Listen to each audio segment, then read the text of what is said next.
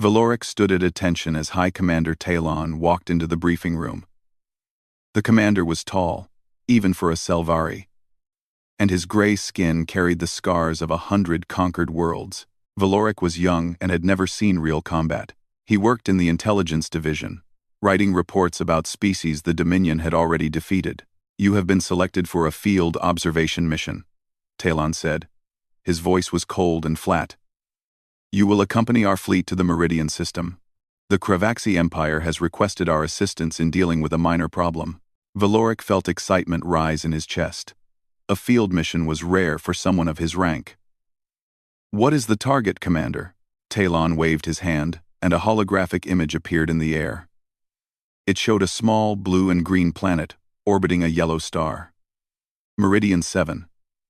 A colony world belonging to a species called humans.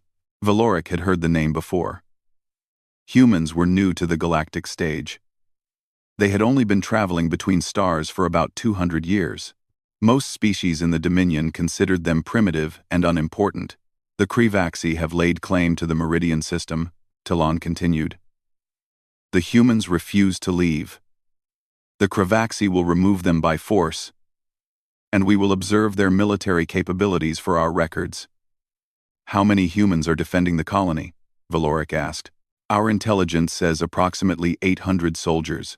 The Kravaxi are sending 12,000 warriors." Talon almost smiled. "This will not take long. I expect your report within 3 days." Valoric nodded. The numbers were so one-sided that he wondered why the Dominion even bothered sending an observer. 15-to-1 odds meant this would be a slaughter, not a battle. He packed his equipment that evening and boarded the observation vessel the next morning. The ship was small but fast, designed to stay out of combat while recording everything that happened. Valoric found his quarters and stored his gear, then made his way to the main observation deck. Senior observer Maelus was already there. She was older than Valoric by at least 40 cycles, and had watched dozens of species fall to Dominion forces. Her eyes were tired and her movements were slow. "First field assignment?" she asked without looking at him. "Yes, Senior Observer. Do not get your hopes up. Humans are nothing special. I reviewed their files before departure. They come from a single planet called Earth. Average strength, average intelligence, average technology.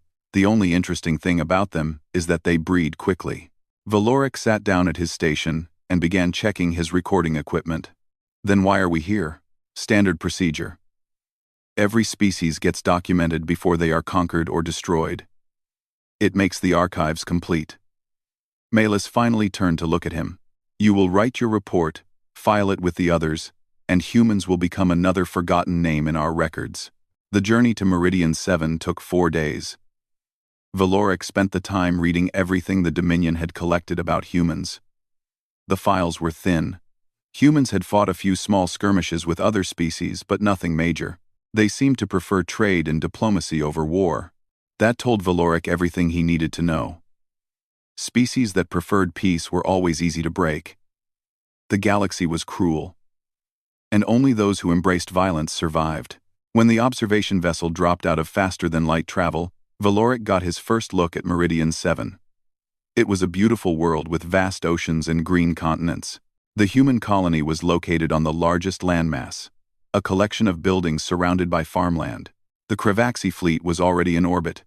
12 massive warships hung in the darkness of space, their weapons pointed at the planet below. Valoric counted the transport vessels and calculated that the landing force would hit the surface within hours. "Observation stations active," Maelus announced. "Begin recording." Valoric activated his equipment and focused the sensors on the colony. He expected to see panic. He expected to see evacuation ships launching, or desperate communications begging for mercy. He saw neither. The humans were digging trenches, they were building walls, they were setting up defensive positions around their colony with calm efficiency. Valoric watched soldiers moving supplies and checking weapons. He saw civilians helping to reinforce buildings. Nobody was running. "They are not evacuating," Valoric said. Maelus glanced at her own screen. "They probably do not have enough ships, or they are too stupid to understand what is coming." Valoric was not so sure. He zoomed in on a group of human soldiers near the center of the colony. They wore simple armor and carried weapons that looked crude compared to Kravaxi technology. But their movements were organized. Their faces were calm. One human stood apart from the others. He was giving orders, pointing at maps, speaking to his officers. Valoric ran a facial scan and identified him as Commander Danny Cole, the leader of the human military forces on Meridian 7. Cole did not look scared. He did not look worried. He looked like a man who had done this before and knew exactly what he was doing. The Kravaxi began their landing operation at midday. Hundreds of dropships descended through the atmosphere, carrying thousands of warriors to the surface. The Kravaxi were large and powerful, with thick scales and claws that could tear through metal. They were known throughout the galaxy as fierce fighters who showed no mercy. Valoric watched the dropships land outside the human defensive perimeter. The Kravaxi formed their ranks and prepared to advance. Their commander gave a speech about honor and glory and the weakness of their enemy. The humans did not give speeches. They simply waited. First wave advancing, Malus noted. Recording all tactical data. 3,000 Kravaxi warriors marched toward the human lines. They roared battle cries and raised their weapons. The ground shook under their feet. Valoric watched the humans hold their positions. They did not fire. They did not move. They just watched the enemy come closer and closer. Why are they not shooting? Valoric asked. Malus shrugged. Fear, probably. Or their weapons do not have the range. But Valoric noticed something strange. The human soldiers were not shaking. Their hands were steady on their weapons. Commander Cole stood behind his lines with his arms crossed. Watching the Kravaxi approach, he was smiling. Valoric felt something cold settle in his stomach. He had observed many species facing death. He knew what terror looked like. This was not terror. This was patience. The Kravaxi reached the optimal firing range and prepared to charge. And in that moment, every human weapon fired at once. The sound was deafening even through the observation sensors. Valoric watched the front lines of the Kravaxi army simply disappear in a wall of fire and metal. Warriors who had been running forward fell and did not rise. The advance stopped. Then the humans fired again. Valoric stared at his screen. His hands were frozen over his controls. Beside him, Malus had gone completely silent. This was not a slaughter. But it was not going to be the slaughter anyone had expected. The first Kravaxi assault lasted 40 minutes. When it ended, over 1,000 warriors lay dead on the fields outside the human colony. The survivors pulled back in disorder, their formation broken and their confidence shattered. Valoric replayed the footage 3 times. He could not believe what he had seen.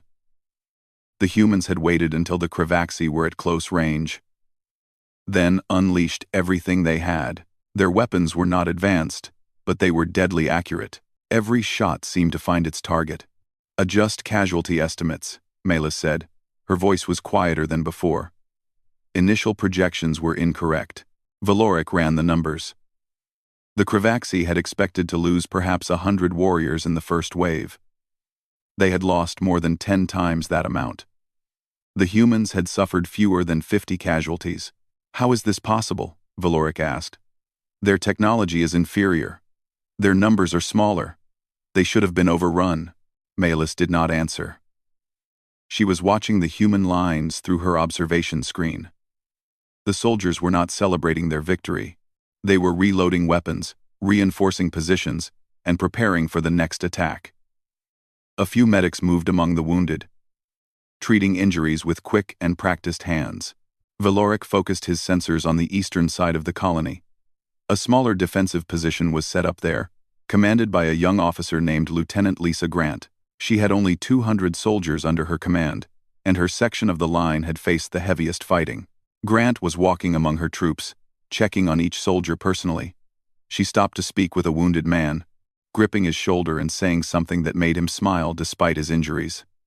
Then she stood up and returned to the front line, her rifle ready. She is not leaving her position, Valoric noted. Even to rest. Foolish, Malus said. Exhaustion will destroy them faster than the Kravaxi. But Valoric was not sure that was true. He watched the human soldiers rotate through their positions with precise timing. Some rested while others stood guard. Food and water were distributed quickly and efficiently. The humans had turned their colony into a fortress, and they were defending it like they had done this 1,000 times before. The Kravaxi reorganized for a second assault. Their commander was furious, screaming at his officers and demanding answers. The humans were supposed to be weak. They were supposed to break at the first sign of real combat. Instead, they had held firm and turned the first attack into a disaster. The second wave came 2 hours later. This time, the Kravaxi used suppressing fire from their landing ships to cover their advance. The sky above the colony lit up with energy blasts that forced the humans to take cover. Valoric watched Commander Cole adjust his tactics instantly. He pulled his forward troops back to secondary positions that offered better protection. He redirected fire to target the landing ships, forcing them to gain altitude or risk being destroyed. Within minutes, the humans had adapted to the new threat. Their commander is skilled, Valoric admitted. One skilled leader will not save them, Maelis replied. But her voice lacked conviction. The second assault crashed against the human lines like a wave against rock. The Kravaxi fought with fury, driven by shame and anger from their earlier defeat. They reached the outer trenches and engaged the humans in close combat. Valoric expected the humans to fall. The Kravaxi were larger, stronger, and built for violence. In close quarters, they should have torn through the smaller defenders with ease. They did not. The humans fought like nothing Valoric had ever seen. They used their environment, turning every wall and corner into an advantage.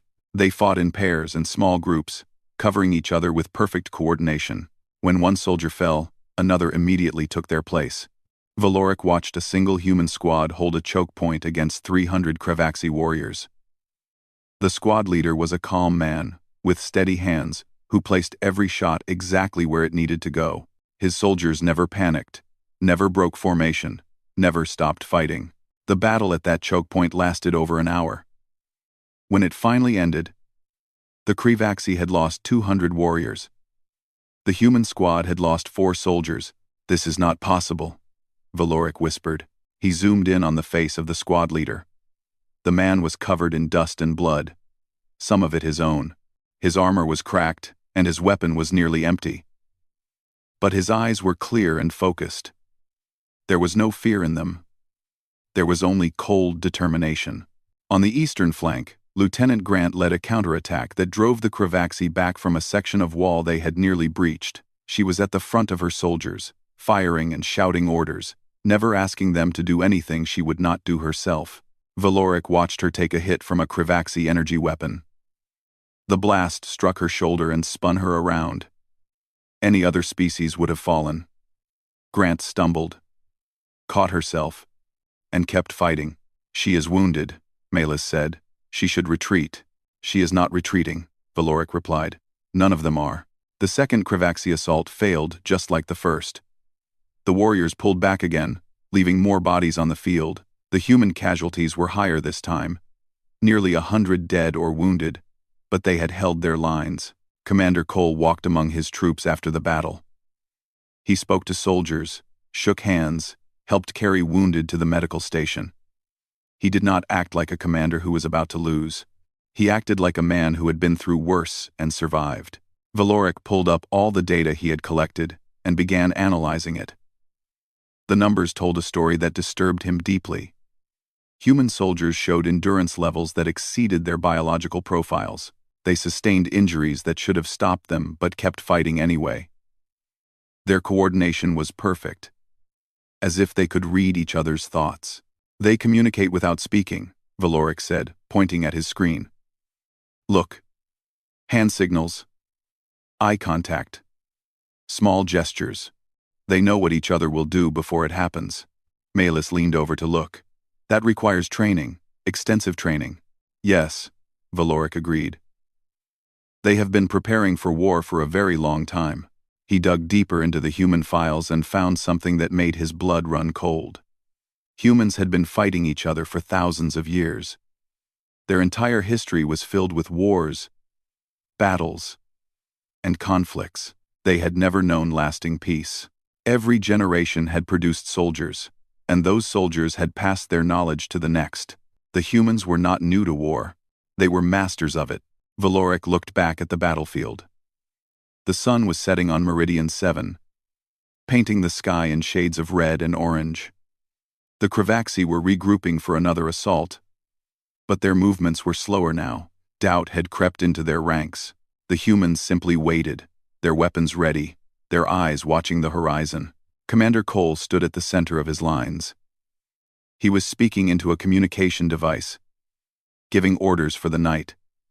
His voice was calm and clear. Valoric zoomed in on Cole's face. The commander looked up at the sky, directly at where the observation vessel was orbiting. For just a moment, it seemed like he was looking straight at Valoric. Cole smiled. It was not a friendly smile. It was the smile of a man who knew something his enemies did not. It was the smile of a predator who had been pretending to be prey. Valoric turned off his recording equipment and sat back in his chair. His hands were trembling. "What is wrong?" Malus asked. Valoric did not answer. He was thinking about what High Commander Talon had said. This would not take long. This was a minor species. This would be a simple extermination. Talon had been wrong. They had all been wrong. And the battle was only beginning. Night fell on Meridian 7. But the war did not stop. Valoric watched through thermal sensors as both sides prepared for more fighting. The Kravaxi set up camp outside the human defensive perimeter, licking their wounds and waiting for dawn. They posted guards and lit fires to keep warm. The humans did something different. Movement detected on the eastern sector, Malus reported. Small group of humans leaving the defensive line. Valoric adjusted his sensors and found them.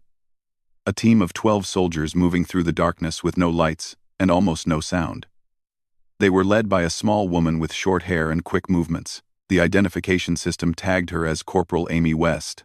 "They are leaving their defenses?" Valoric asked. "Why would they do that?" He watched West and her team slip past the Kravaxi guard posts without being detected. They moved like shadows, using every rock and tree for cover. The Kravaxi never saw them coming. West's team reached a Kravaxi supply depot 20 minutes later.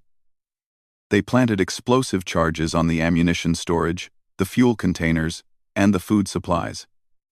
Then they disappeared back into the night. The explosions lit up the sky 15 minutes later. 3 separate depots went up in flames at the exact same moment. The Kravaxi camp erupted in chaos as warriors scrambled to respond to attacks that had already ended. Valoric watched West's team return to the human lines. They had traveled several miles, destroyed critical supplies, and returned without losing a single soldier. The entire operation had taken less than 2 hours. "They attacked at night," Valoric said. "They did not wait to be attacked. They struck first." Malus was silent. Her face was pale in the light of her observation screen. The night raids continued until dawn. Human teams hit the Kravaxi camp 4 more times, targeting communication equipment, medical supplies, and sleeping quarters. The Kravaxi could not sleep. Every time they tried to rest, another explosion would shake them awake. By morning, the Kravaxi army was exhausted and angry.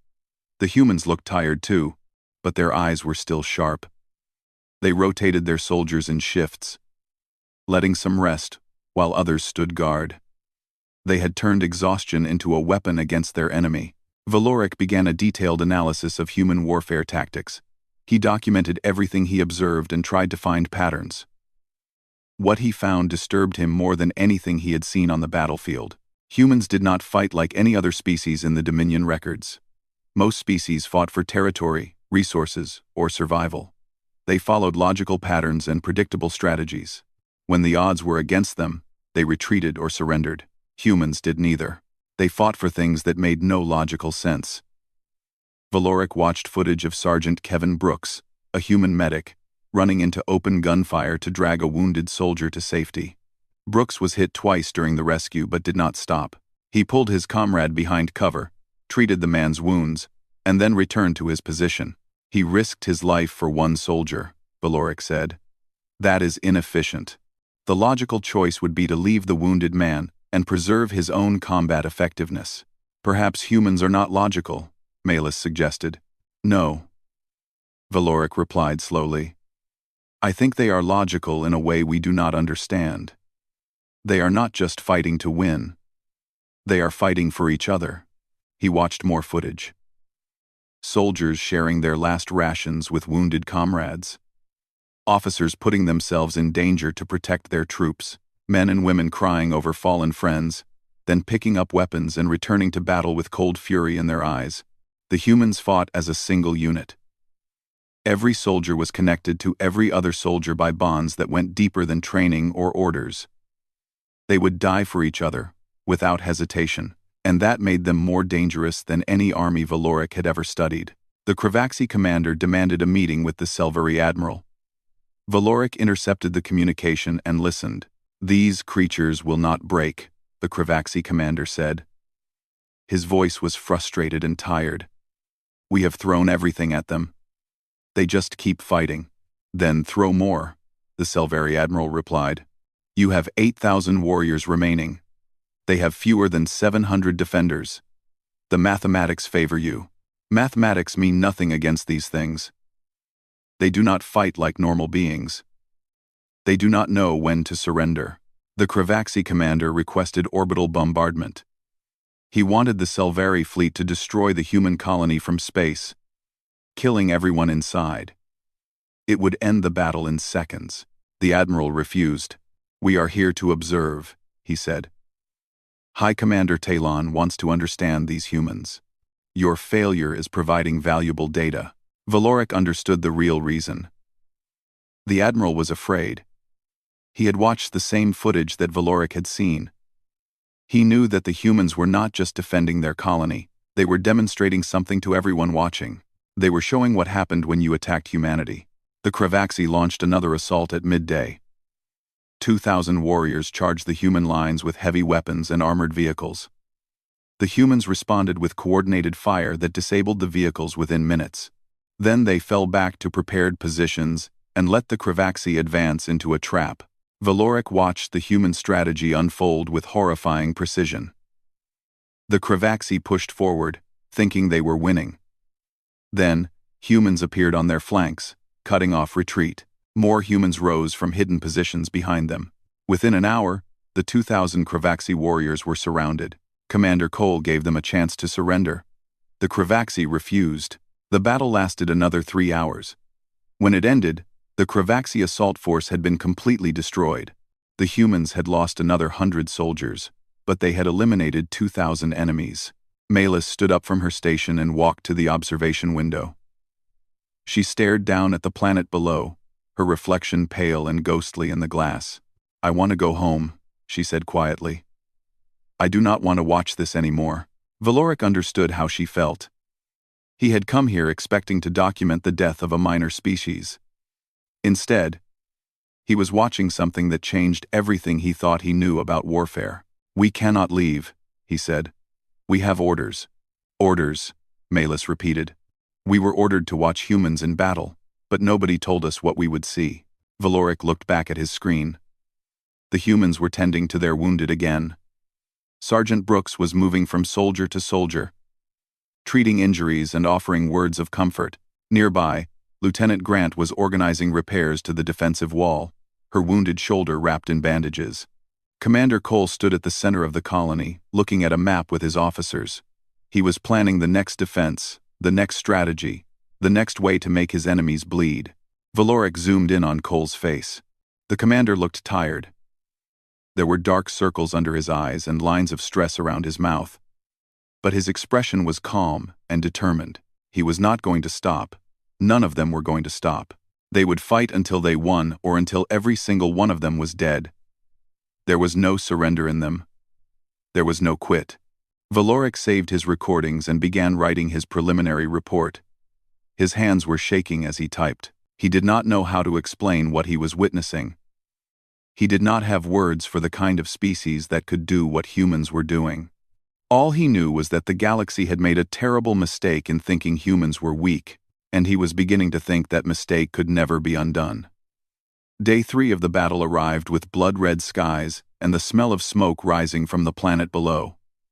Valoric had not slept. He could not stop watching. The Kravaxi gathered their remaining forces for one final assault. 8,000 warriors stood in formation outside the human colony. Their commander had given up on strategy and tactics. Now he just wanted to overwhelm the humans with pure numbers. The human defenders numbered fewer than 600. They had lost 200 soldiers in 3 days of fighting. Their ammunition was running low.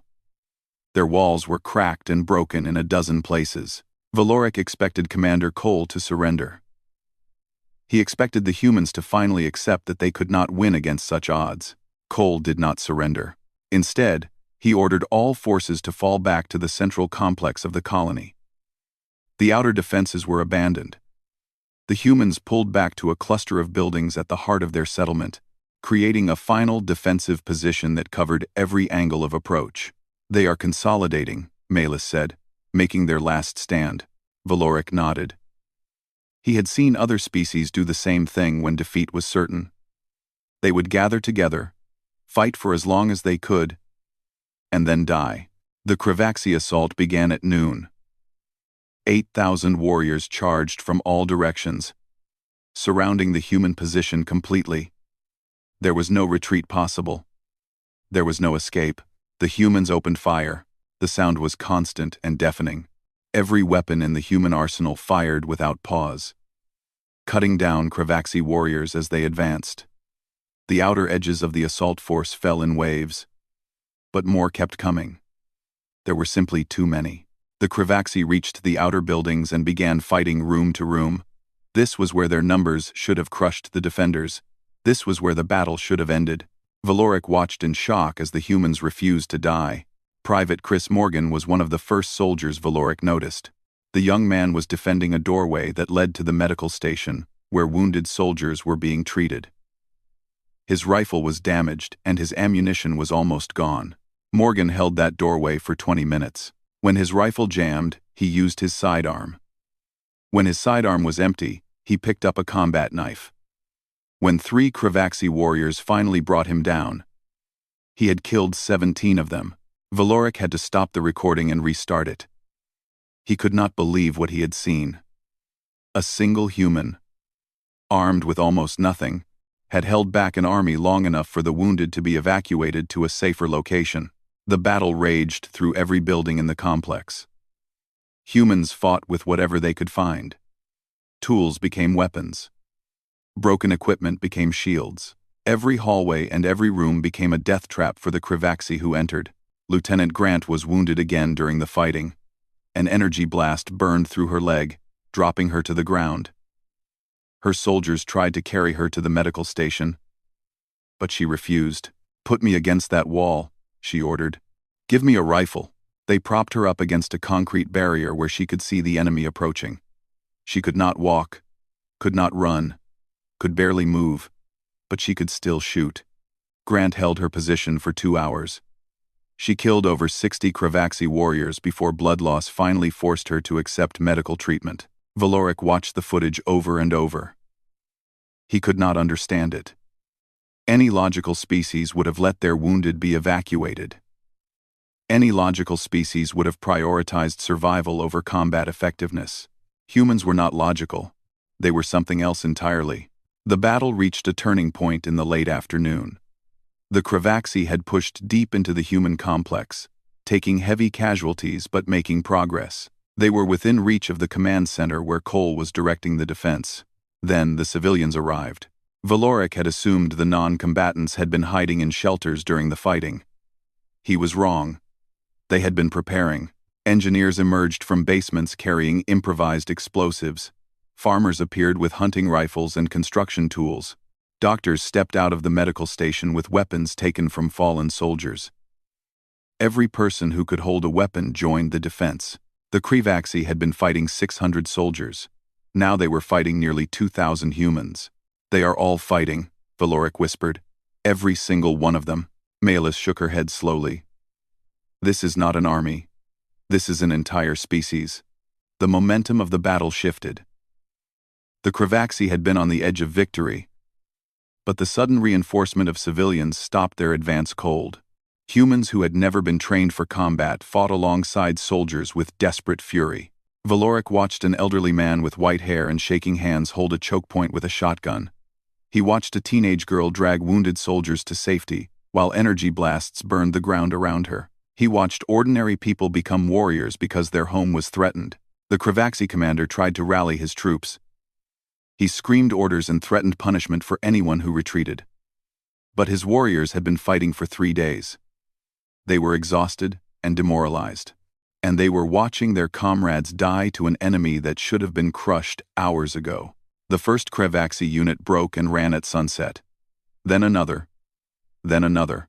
Within 2 hours, the entire Kravaxi assault force was in full retreat.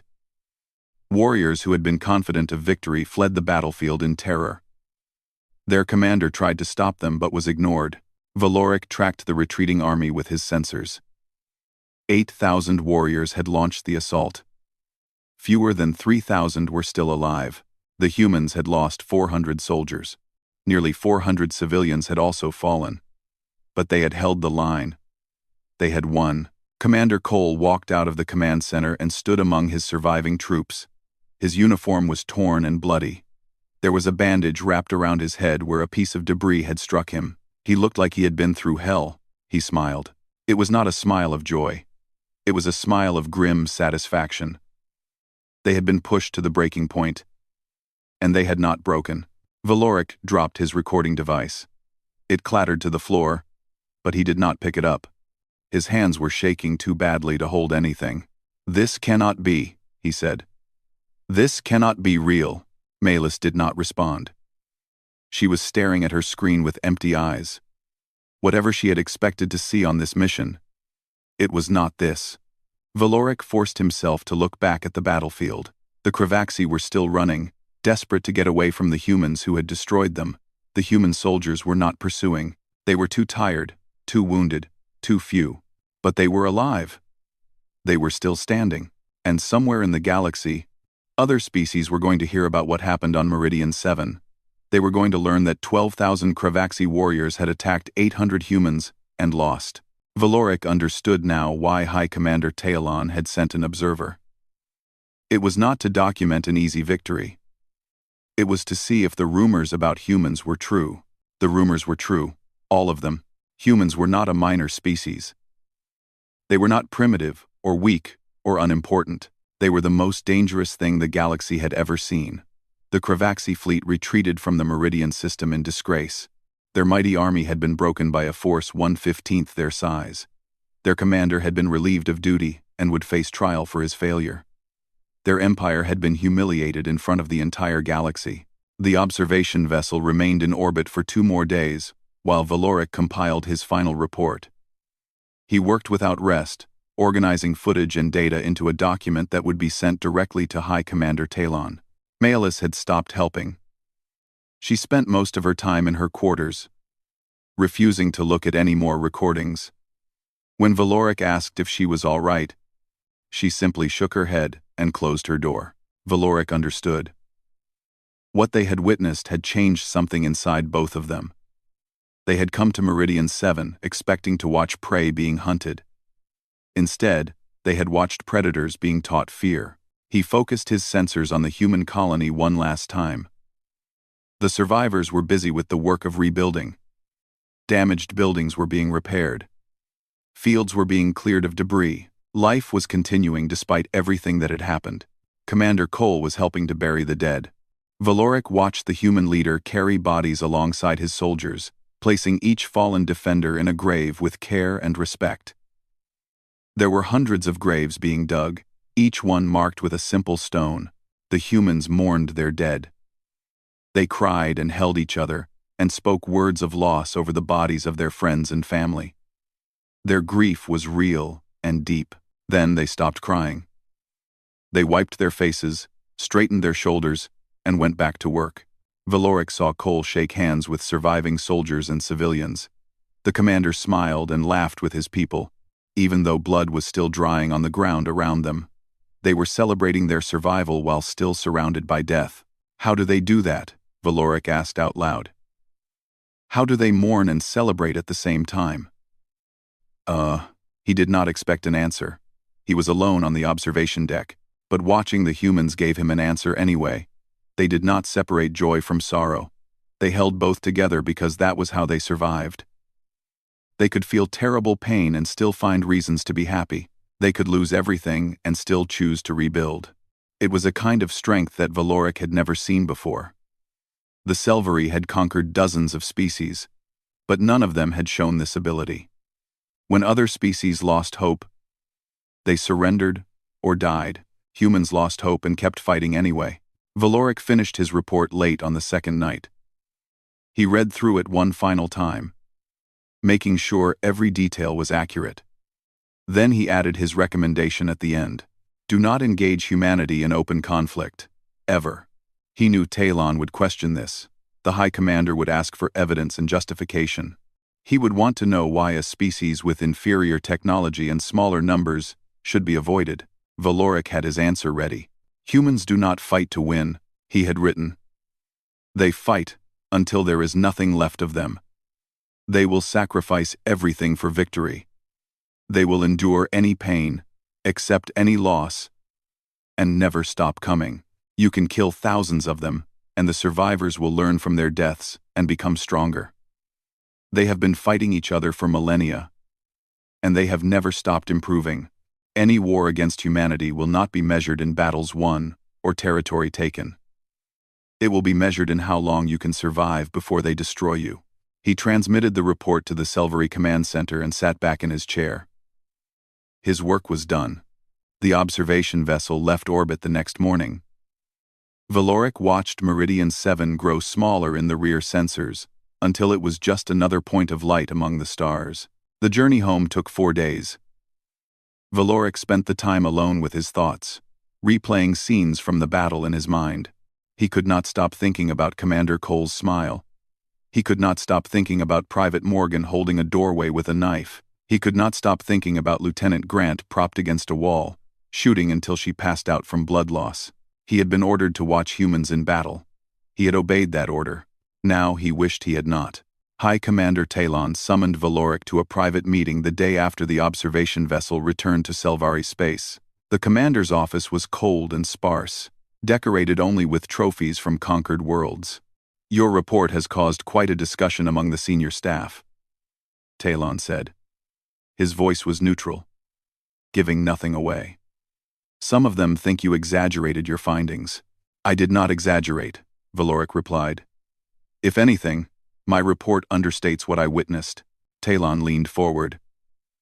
You recommend that the Dominion never engage humanity in open conflict. That is a bold statement for a junior analyst. It is the truth, the truth. Talon was quiet for a moment. We have conquered 37 species. We have faced enemies with superior technology, superior numbers, superior everything. We defeated them all. None of them were human. Talon stared at Valoric with cold eyes. What makes them different? Valoric thought about the question carefully before answering. He thought about all the footage he had reviewed, all the patterns he had analyzed, all the things he had seen that defied explanation. Other species fight to survive, he said finally. Humans fight to win. They will accept any cost, endure any suffering, make any sacrifice necessary to achieve victory. They do not break when they face impossible odds. They become stronger. They adapt, they learn, they improve. And they never, ever stop. Talon was silent. We can defeat them in battles, Valoric continued. We can destroy their ships and burn their colonies and kill millions of them. But we cannot crush their spirit. We cannot make them surrender. And every battle we fight against them will teach them how to fight us better. You sound afraid, Talon said. I am afraid, Valoric admitted. I watched 800 humans destroy an army of 12,000. I watched civilians pick up weapons and become soldiers in minutes. I watched wounded soldiers refuse to stop fighting until they died. Yes, I am afraid. And you should be too. Talon dismissed Valoric without another word. The junior analyst returned to his quarters and sat in darkness for a long time. He pulled up a star map on his personal console. Earth was marked as a small dot on the edge of explored space. Around it, a growing network of human colonies spread outward like the roots of a tree. They were expanding, learning, growing stronger. The galaxy had not yet realized what was happening. The other species still thought humans were primitive and unimportant. They would learn the truth eventually. Valoric hoped he would not be alive to see it. He had been ordered to watch humans in battle. He had obeyed that order and witnessed something that would haunt him forever. He had seen the true face of humanity, and it was terrifying. Not because humans were cruel or evil. They were not. It was because humans were kind and caring and full of love, and they would burn the entire galaxy to ashes to protect the things they loved. Valoric turned off his console and closed his eyes. The faces of the human soldiers were still there, waiting for him in the darkness. They would always be there. Some things, once witnessed, could never be forgotten.